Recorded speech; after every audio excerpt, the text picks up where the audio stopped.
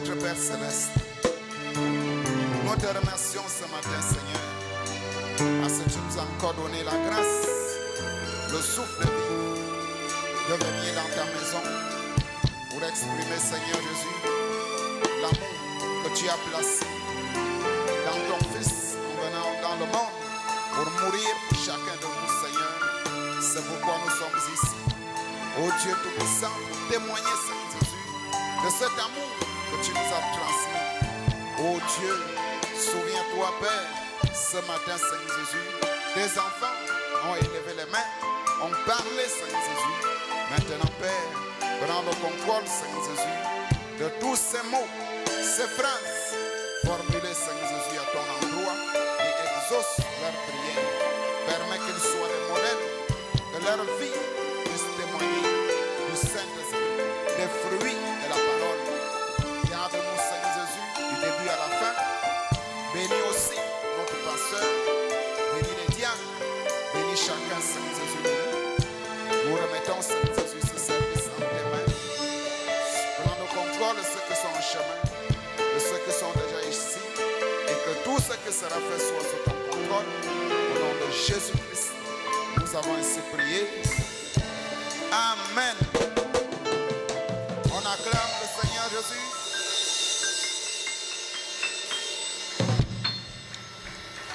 Il n'y a pas de requête.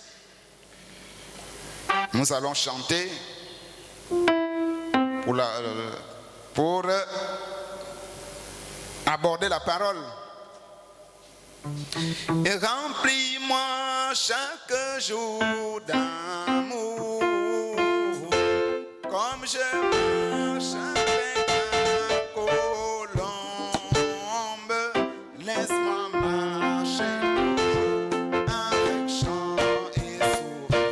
Remplis-moi chaque jour d'amour. Remplis-moi chaque jour d'amour.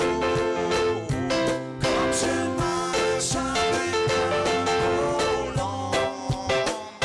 Laisse-moi marcher toujours avec joie et sourire. Remplis-moi chaque jour d'amour. Laisse-moi tomber, Seigneur, là où tu es passé.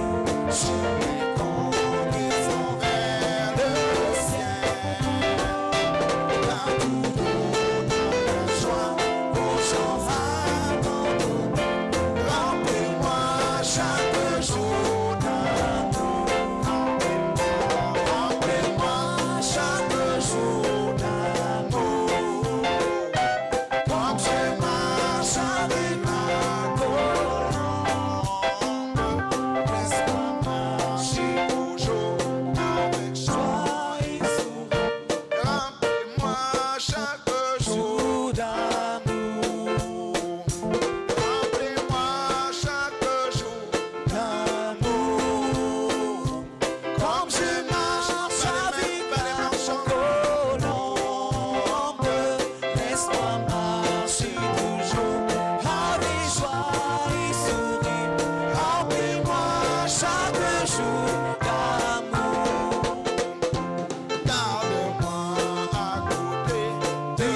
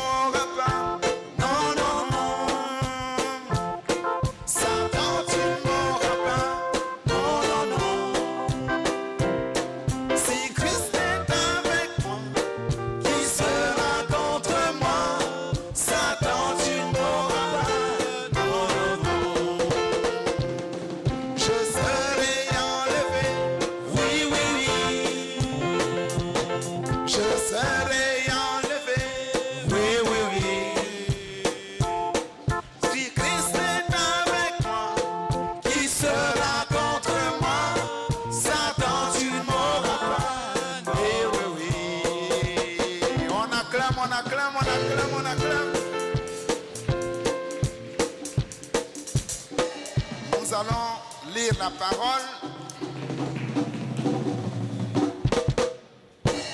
Nous allons lire dans Hébreux chapitre 7, au verset 7 à 9. Hébreux chapitre 7, c'est dans le Nouveau Testament. Hébreux chapitre 7, au verset 7 à 9. La Bible dit, souvenez-vous de vos conducteurs qui vous ont annoncé la parole de Dieu. Considérez quelle a été la fin de leur vie et imitez leur foi. Au verset 8, Jésus-Christ est le même hier, aujourd'hui et éternellement. Au verset 9, ne vous laissez pas entraîner par des doctrines diverses et étrangères, car il est bon que le cœur soit affermi par la grâce, et non par les aliments qui n'ont servi de rien à ceux qui s'y sont attachés. Dieu, notre Père céleste, nous venons de lire cette parole. Nous voulons que tu nous viennes au secours pour parler, Seigneur Jésus, oh Dieu, que les mots, les phrases, tout ce que nous allons prononcer soit sous ton contrôle. Aide tes enfants à prendre ces choses au sérieux, Seigneur Jésus, les placer dans leur vie et être des imitateurs, oh Dieu Tout-Puissant, de la parole et de ceux qui nous ont annoncé le chemin de la vérité, Père. Nous comptons sur toi. Bénis la suite au nom de Jésus-Christ. Amen.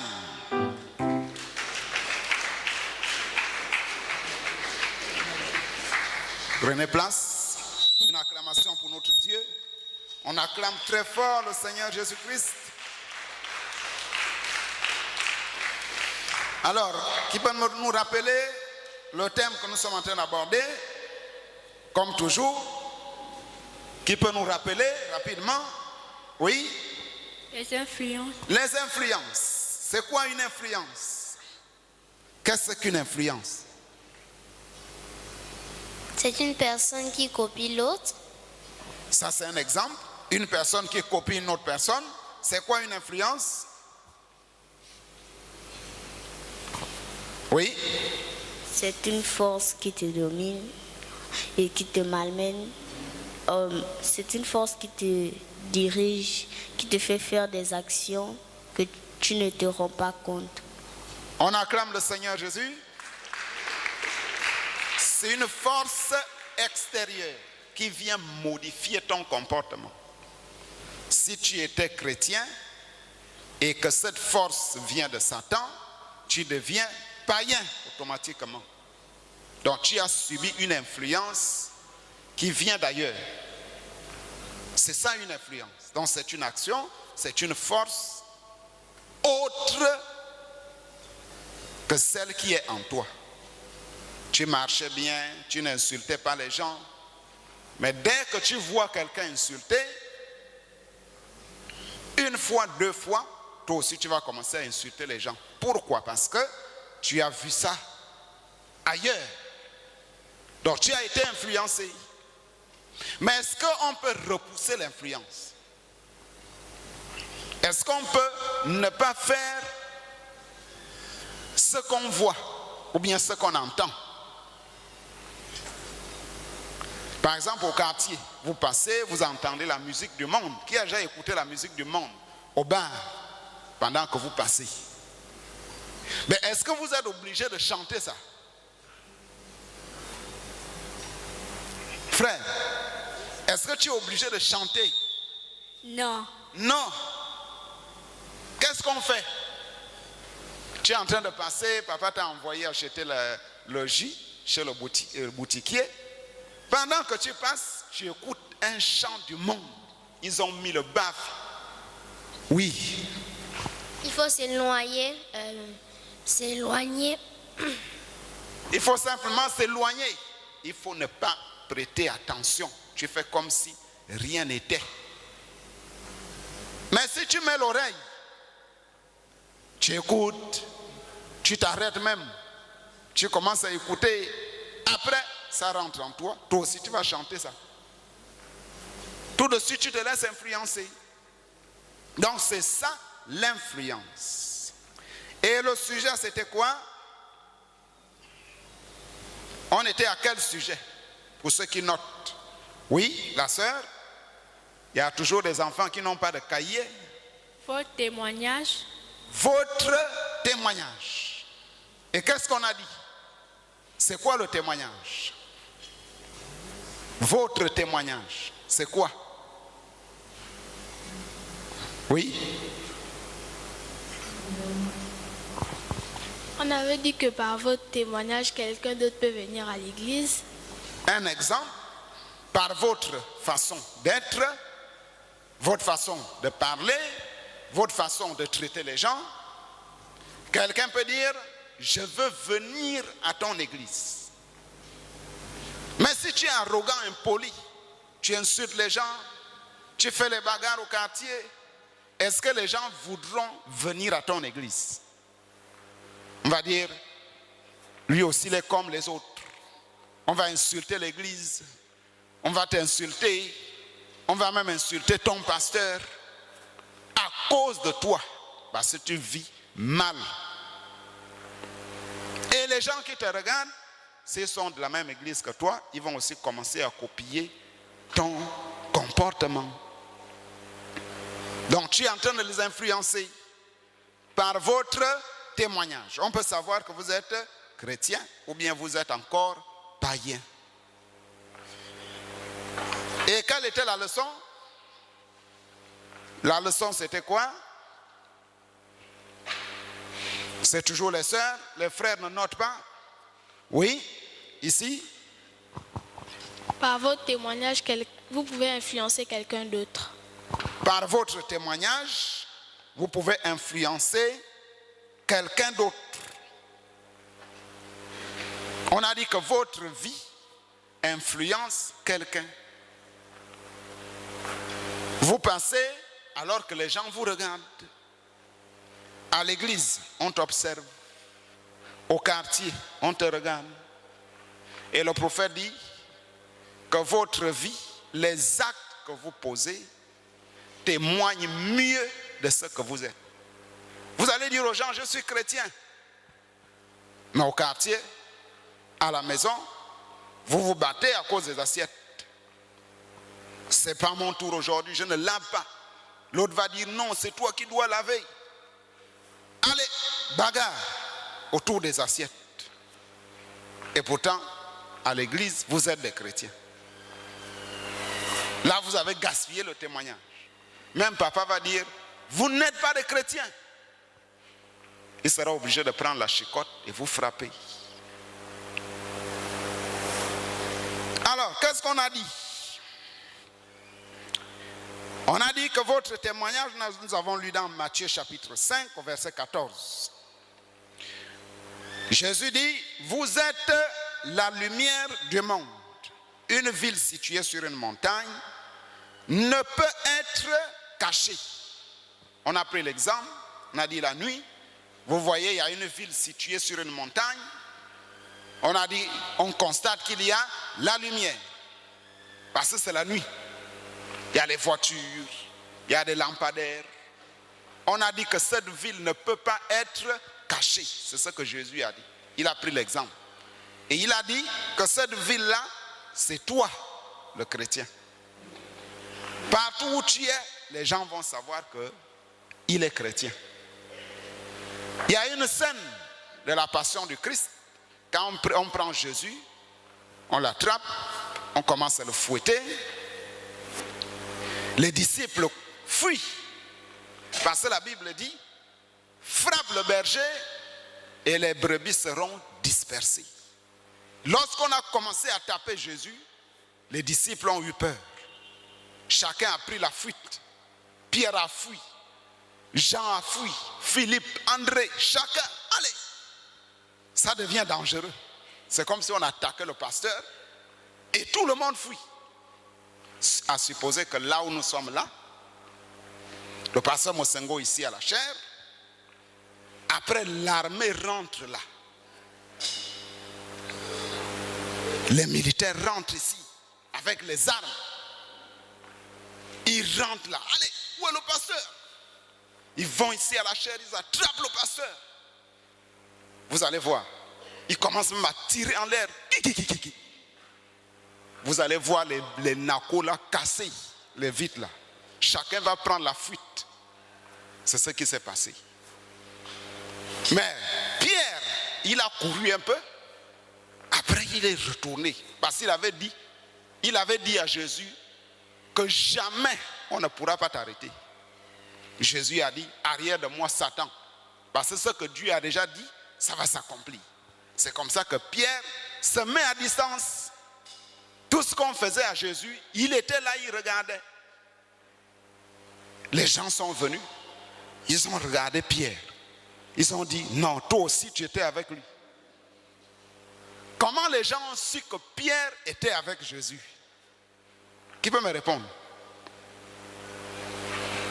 Comment on a su que Pierre, on le savait, les gens ne savaient pas qu'il s'appelait Pierre et qu'il était avec lui. Mais ils ont regardé, après ils ont dit non, toi aussi tu étais avec lui. Ils ont fait comment? Qui peut répondre à cette question? Personne. Parce que la vie que Pierre menait, son comportement montrait qu'il était parmi le groupe de Jésus. On acclame. Son comportement, sa manière d'être, même s'il y avait la pression, sa manière de répondre aux questions montrait qu'il était avec Jésus. Donc les enseignements de Jésus ont influencé Pierre. Donc c'est comme ça que Jésus dit, vous, en tant que chrétien, vous êtes la lumière du monde. Ça veut dire que vous, c'est vous qui montrez la lumière au monde. Pour que les gens aient des bons comportements, on doit vous regarder. Pour que les gens réussissent, on doit vous regarder. Pour que les gens s'habillent bien, on doit vous regarder. Il faut qu'une païenne dise que je veux m'habiller comme telle sœur. Ce n'est pas que c'est la sœur qui copie maintenant la païenne. La sœur met maintenant les jupes que le prophète appelle les jupes scandales. La sœur met une jupe qui est fendue comme ça, jusqu'ici. Après, elle fait semblant de mettre le haut dessus. Et quand elle marche, elle attrape. Et quand elle s'assoit dans le taxi, tout ça là, c'est dehors. C'est une jupe scandale. Une jupe qui dépasse les genoux. C'est pas bien. Comment la païenne va imiter ton comportement? Non, elle ne pourra pas. C'est toi qui dois montrer à la païenne, c'est toi qui dois montrer aux païens comment vivre, comment s'habiller, comment parler, comment répondre aux gens. Les gens doivent dire, il faut que je sois comme le frère là. Il faut que je sois comme la sœur là. Qui comprend ce que j'ai dit? Donc, ton comportement va influencer cette personne. Et les gens diront, c'est une bonne église. Et nous avons lu dans Influence du 15 mars 1964, au paragraphe 56, le prophète dit, maintenant, vous savez, il y a quelqu'un que vous influencez. Votre vie est une lettre écrite, lue de tous les hommes. Donc, si votre vie n'est pas conforme à votre témoignage, vous dites aux gens que je suis chrétien, mais si votre vie ne montre pas que vous êtes chrétien, il dit, ou plutôt, si votre témoignage n'est pas conforme à votre vie, alors il y a, ... il dit, vous mettez une pierre d'achoppement sur le chemin de quelqu'un. Quelqu'un voulait venir à l'église, lorsqu'il voit votre comportement, il se refroidit, il repart dans le monde. Parce que vous avez mal vécu. Parce que votre témoignage ne cadre pas avec la parole de Dieu. Qui comprend ça? Qui saisit? Il dit, car quelqu'un vous observe. Il y a un petit enfant qui observe. Il y a un petit enfant qui observe sa mère. qui observe son père.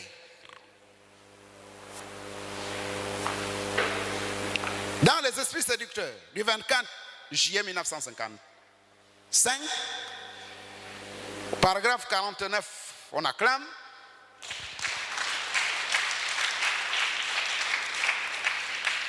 Il dit, Dieu regarde le cœur. Pendant que vous êtes là, Dieu regarde le cœur. Est-ce que tu viens à l'église parce que tu veux aller au ciel? Est-ce que tu viens à l'église parce qu'on t'a poussé d'aller à l'église? Est-ce que tu viens à l'église parce que tu veux avoir le Saint-Esprit et être enlevé? Tout ça, Dieu voit les motifs qui sont dans vos cœurs. Il dit que les pensées, nos pensées parlent plus fort au ciel. Ce que tu murmures dans le cœur, les anges écoutent ça. Le ciel entend ça. Même si nous on n'entend pas. Il dit, ou à l'intérieur, Dieu, quand cela vient du cœur, alors tout est possible. Il dit, votre confession correspond à votre vie. Votre vie parle aussi fort que votre confession. Mais quand votre confession déclare une chose et que votre vie vécue, c'est autre chose, il y a quelque chose qui ne va pas. Le prophète dit, il y a quelque chose qui ne va pas. C'est ce qu'on a dit. Tu dis que je suis chrétien, mais on te trouve en train de jouer aux cartes avec les bandits du quartier. Quand la PJ va venir arrêter les enfants qui ont volé, on te retrouve. Mais on disait que le frère là c'était un frère. Comment il se retrouve dans les histoires des bandits? Quelqu'un qui était même sur le point de venir à l'église dimanche, il va dire non, je ne peux plus aller dans cette église là. Je ne savais pas qu'il y avait des bandits là-bas. Vous voyez, vous êtes une pierre d'achoppement. Vous avez achoppé quelqu'un. Qui a compris? Alors, dans influence, nous revenons, il y a une petite histoire ici.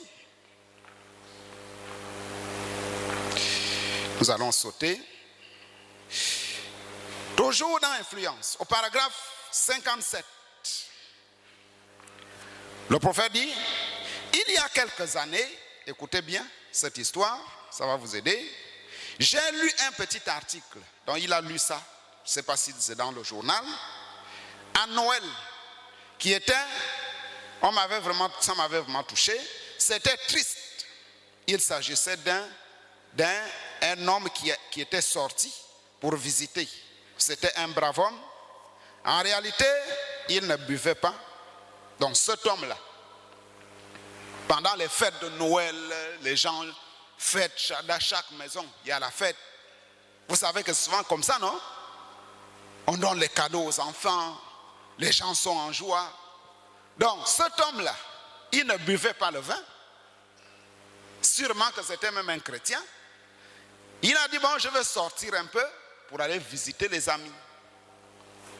Et quand il arrive là-bas, mais il était sorti à Noël pour visiter ses collègues de travail, et il lui disait, tous se sont mis à dire, il disait, Jean, prends donc un peu, donc prends un petit verre, juste un petit verre, et de maison en maison, il en a pris, il en a trop pris.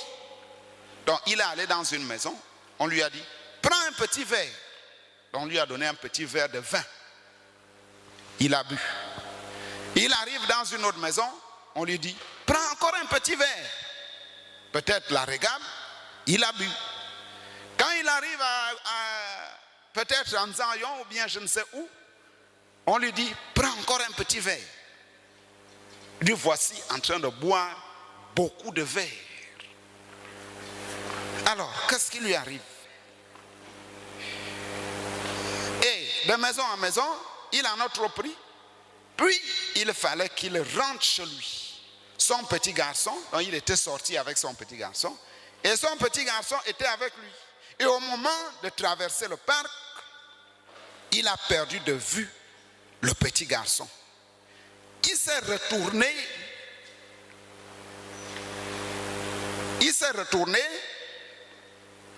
Et regardez, le petit garçon marchait en zigzag. Donc le petit garçon marchait comme la démarche des soulards. Donc le petit garçon faisait ça. Il s'est arrêté, mais pourquoi il fait ça? Et le papa a attendu jusqu'à ce que le petit garçon l'ait rattrapé. Donc le petit garçon est venu jusqu'à lui. Il lui a dit, pourquoi parcours-tu le parc, fiston? Donc il était d'un côté à l'autre. Il a répondu, papa, j'essaie de suivre tes pas. Donc le père ne sait pas que les zigzags que le petit garçon fait là, c'est son père qui fait ça. Donc lui fait comme son père. Donc il imite son père. Alors, qu'est-ce qui te fait marcher comme ça? Il a répondu, papa, j'essaie de suivre tes pas. C'est vrai, voyez, le petit. Cet homme a soulevé le petit garçon et s'est assis. Donc il a pris place quelque part. Il s'est assis. Il a soulevé le petit garçon. Et il a pris le petit garçon, le petit enfant dans ses bras. Il a dit, oh Dieu, pardonne-moi. Je veux marcher droit pour que mon fils derrière moi marche droit. C'est ce que nous voulons faire en tant que chrétiens. Nous voulons marcher comme des chrétiens, vivre comme des chrétiens, parler comme des chrétiens. Qui comprend? Je reprends. Vous allez répondre comme des chrétiens. Nous voulons marcher comme, nous voulons vivre, nous voulons parler à haute voix. Nous voulons marcher, nous voulons vivre, nous voulons parler, nous voulons agir, nous voulons danser, nous voulons nous habiller. On acclame. Donc cet homme-là, il a vu que ce qu'il faisait n'était pas bien. Il ne savait pas qu'étant déjà bourré, étant déjà saoul, il a bu. Il ne savait pas qu'il marchait comme ça. C'est en regardant le fils faisait exactement ce que lui faisait. Il a regretté. Il a dit, Seigneur, je ne veux plus être comme ça. Pour que mon fils derrière moi ne soit pas comme ça. Qui a compris? Donc, toi, là où tu es là, tu es une grande sœur, tu es un grand frère.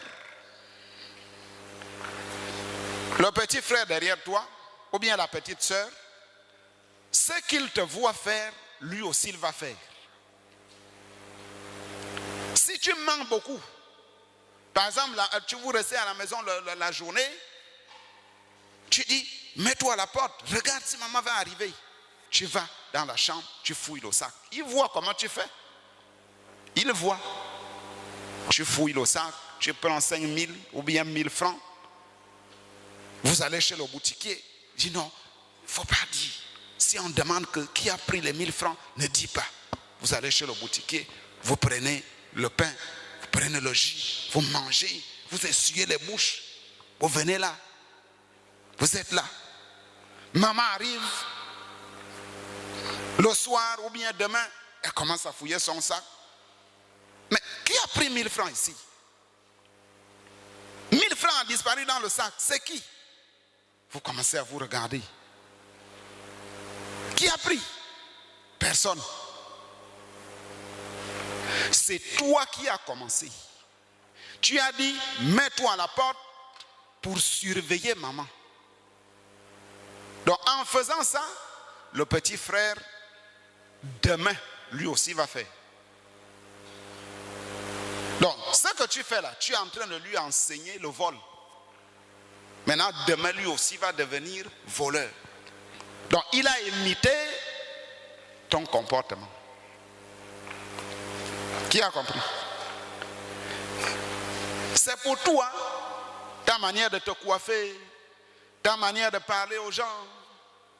Si tu insultes, si tu voles, si tu triches, la petite sœur regarde. Le petit frère regarde. Quand lui aussi va arriver, vous voyez la plupart du temps, les petits enfants insultent à l'école, partout, à la cour. Ils insultent les autres. Le gros ventre, grosse tête. Regarde-moi son gros ventre. Regarde-moi ses yeux-là. Ces enfants-là ont pris ça avec qui? Qui peut me répondre? Qui sait d'abord que c'est vrai? Qui sait que c'est vrai? Qui sait que c'est vrai? Surtout les petits païens, je ne dis pas que c'est vous. Les petits païens là, ils insultent, non? Qui a déjà vu ça? Voilà. Bon, maintenant, ils prennent ça avec qui? Oui. Avec leur grand frère. Leur grand frère, qui peut ajouter? Des païens. Des Païens. Des païens. Ils prennent ça avec qui? Au bar. Au bar? Est-ce que c'est au bar? Oui. Ils prennent ça avec les grandes sœurs. Avec les grandes sœurs. Disons avec Les personnes qu'ils voient faire. les personnes. Ces personnes-là, c'est qui? Soyez clairs. Oui. Avec nous.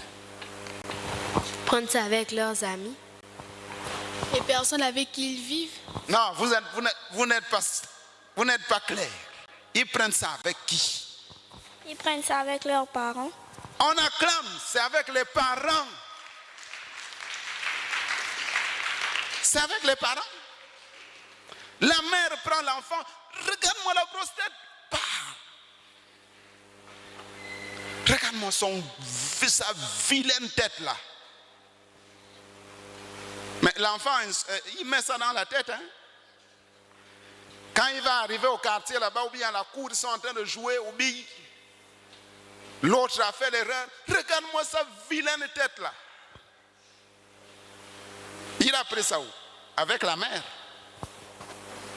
Donc, l'enfant copie ce que les parents font, ce que les grandes sœurs font. Il devient ça.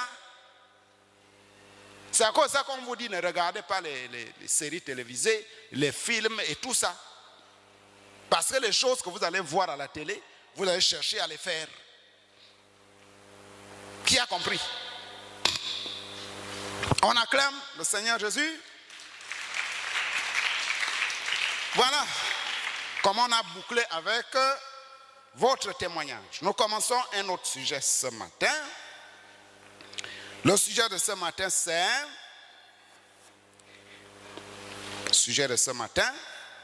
c'est l'influence de la parole sur les croyants. Répétez ça. L'influence de la parole sur les croyants. On reprend. L'influence de la parole sur les croyants. Et comme leçon, un chrétien imite la parole et se laisse dominer par elle. Un chrétien imite la parole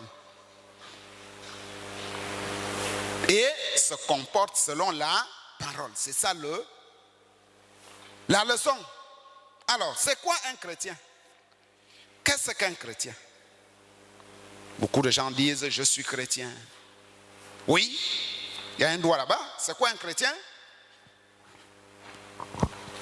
Un chrétien, c'est quelqu'un qui respecte ce que Dieu dit. Un chrétien, c'est quelqu'un qui respecte ce que Dieu dit. C'est très bien. Oui. Un chrétien vit la parole. Un chrétien, c'est quelqu'un qui vit la parole. C'est toujours ici. Il n'y a pas de doigt ici. Un chrétien, c'est qui? Tout le monde doit répondre. Oui. Les frères, un chrétien, c'est quoi? Oui. Un chrétien, c'est quelqu'un qui suit les pas de la parole et les pas que Dieu avait laissés sur la terre. Un chrétien, c'est quelqu'un qui marche selon la parole. Un chrétien, c'est quelqu'un qui vit selon la parole. Un chrétien, c'est quelqu'un qui respecte la parole. Oui, tu veux ajouter? Un chrétien, c'est quelqu'un qui a le Saint-Esprit. On acclame, on acclame, on acclame. Un chrétien, c'est quelqu'un qui a le Saint-Esprit. Et il peut dire comme Paul, ce n'est plus moi qui vis, mais c'est Christ qui vit en moi. Parce que les actes qu'il va poser, ce sont les actes du Saint-Esprit. Ce n'est plus lui. Il ne force plus. Il ne force pas la prière. Il ne force pas l'écoute de la parole. Il ne force pas tout ce que Dieu dit. Ce qu'il a déjà lu dans la Bible, il doit chercher à faire ça. Même si c'est dur. C'est ça un chrétien. Alors, nous prenons le cas de l'esclave. L'esclave du Sud. Le prophète parle d'un esclave qui était un chrétien. Il dit que cet esclave revenait d'Afrique. Vous savez que c'est en Afrique qu'on prend les esclaves. On les amenait en Amérique, on les vendait pour aller travailler dans des champs. Ce sont ces Africains qui ont développé l'Amérique, comme les Hébreux ont développé l'Égypte, avec les pyramides et tout ce que les pharaons avaient. Donc les États-Unis sont puissants aujourd'hui, c'est parce que c'est les Africains qui ont travaillé là-bas, dans des champs de canne à sucre, des mines de charbon. Et le prophète parle d'un esclave. Il dit que lui, il se comportait bizarrement. Nous sommes dans Influence, toujours du 15 mars 1964, au paragraphe 67. On acclame.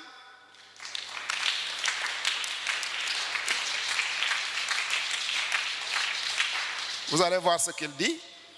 Il dit, il a dit non. Ils mangent tous ensemble à la cantine. Il a dit, c'est un esclave, rien de plus. Et il a dit, eh bien, qu'est-ce qui le fait agir différemment des autres? Il a dit, vous savez, je m'étais moi-même souvent posé cette question jusqu'à ce que je découvre que là-bas, en Afrique, dans la patrie où ils viennent, son père est le roi d'une tribu. Bien qu'il soit étranger, loin de chez lui, il sait pourtant qu'il est un fils du roi. Il agit comme tel. Oh là là. Le prophète dit, quand il a écouté ça, il dit, oh là là. Paragraphe 70.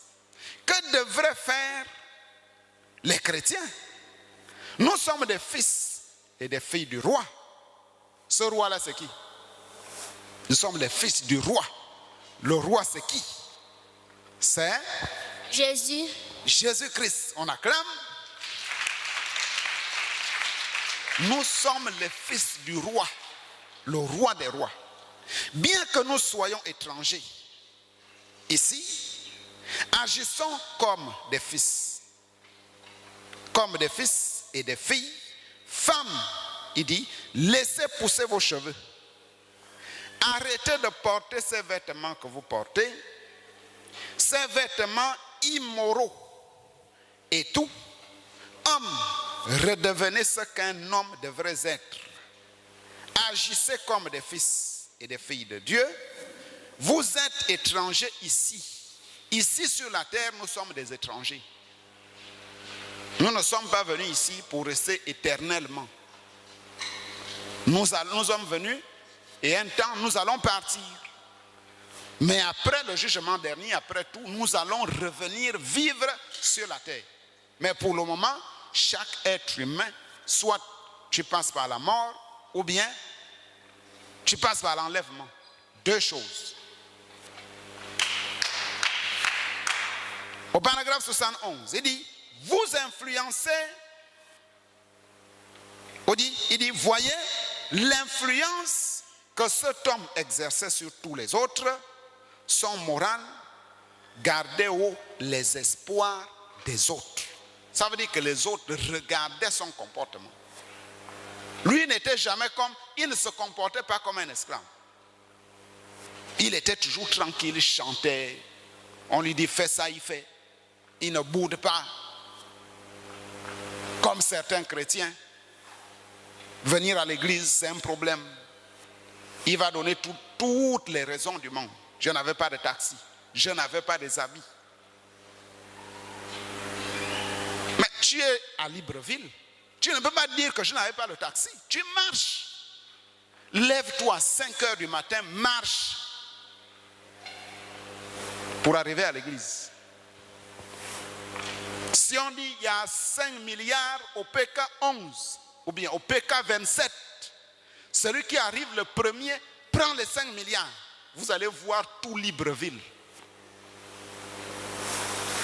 Même tout le Gabon. Les gens vont venir même de Mekambo, Oyem, Bitam. Chacun doit chercher à être le premier, même si tu n'as pas de taxi, pour venir chercher les 5 milliards. Mais quand on dit c'est l'église, 5 heures, 6 heures, 7 heures, tu es au lit. 8 heures, tu es au lit. 9 heures, tu commences à te laver. Quand tu vas regarder la montre, il est déjà 10 heures. Bon, je ne pars pas. Tout ça là, Dieu regarde. Donc ça veut dire que les choses du monde ont plus d'influence sur toi. Qui comprend?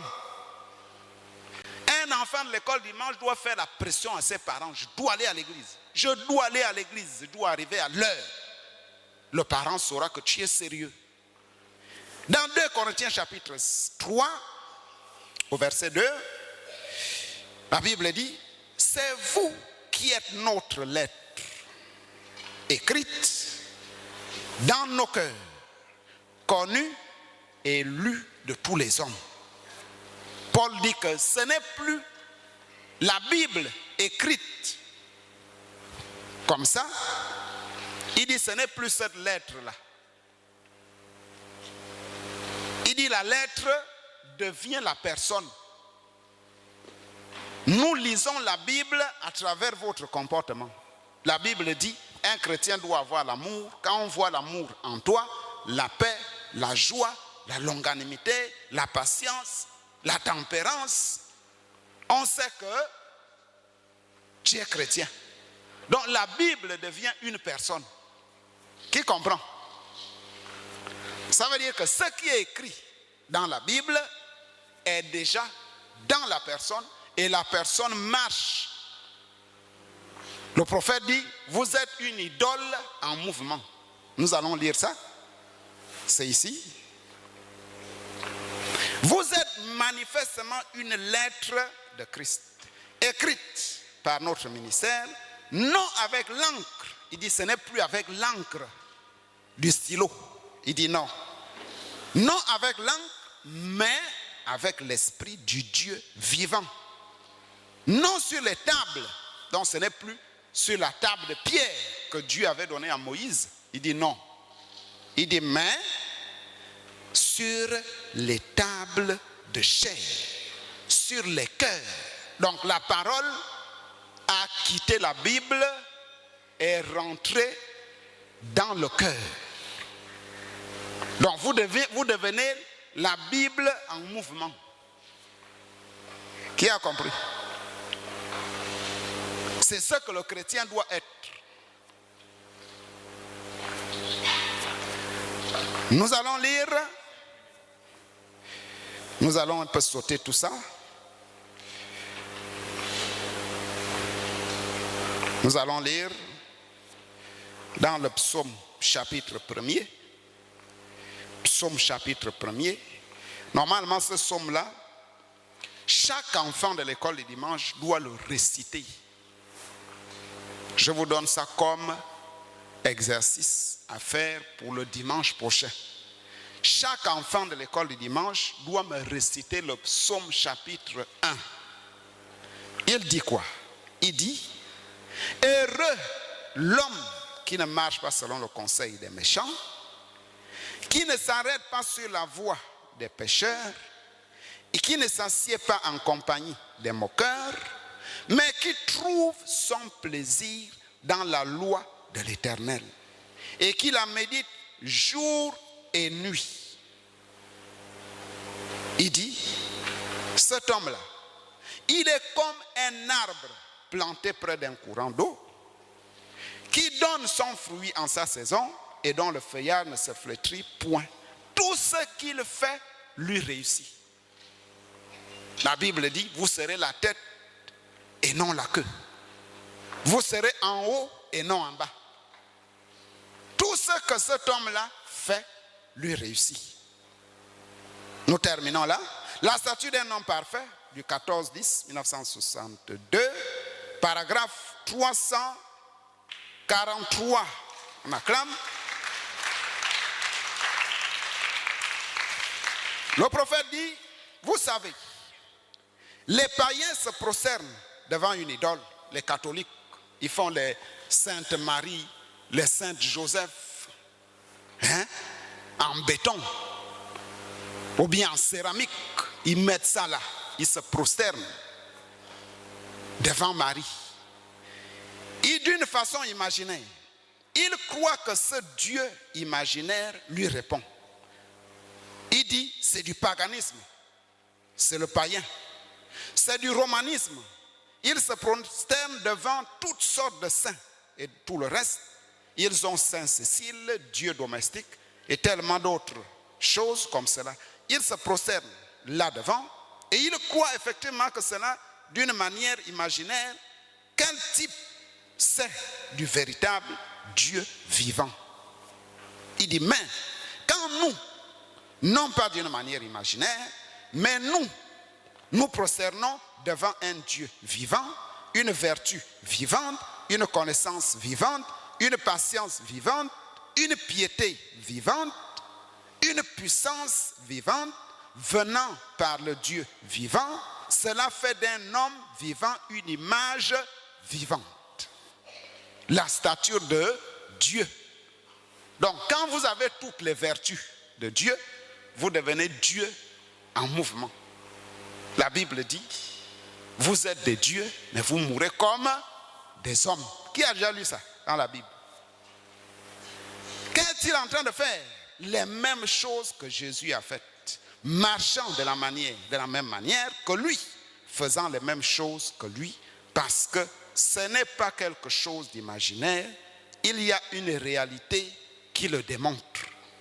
Donc, vous avez accumulé les vertus de Christ en vous. Vous devenez Jésus.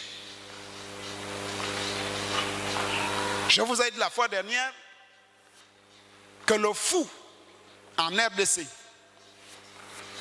il a croisé Barouti. Je ne sais pas trop si on a allé l'appeler pour prier pour lui. Quand il arrive face à Barouti, quand il regarde Barouti, il voit Jésus. Donc, Barouti est là, lui il voit Jésus. Il crie Jésus, Jésus. Est-ce que vous voyez? Donc, à un moment donné, ce n'est plus Barouti, c'est maintenant Jésus. Donc, vous devenez Jésus en mouvement. On acclame, on se lève, nous allons prier. Donc, un chrétien doit imiter la parole pour devenir la parole.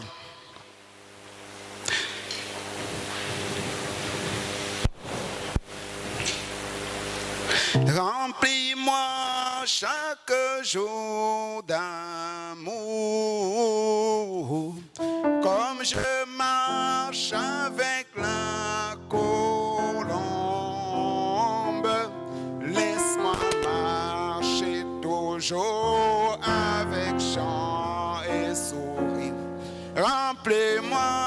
chaque jour d'amour, remplis-moi. Moi, chaque jour, on prie, oh, oh, oh, comme je marche avec la colombe, laisse-moi marcher toujours avec chant et sourire. Remplis-moi chaque jour d'amour. Dieu notre Père Céleste, merci Seigneur Jésus pour ta parole que nous venons de lire ce matin, que nous venons d'écouter. Nous avons besoin que tu nous accompagnes pour que nous soyons des vies au Dieu Tout-Puissant à la stature de Christ. Marche avec tes enfants, donne-leur une vie digne de l'Évangile pour qu'ils ne s'en détournent pas. Bénis les dîmes et les offrandes et notre sortie et la semaine qui va commencer au nom de Jésus-Christ. Amen. D'amour,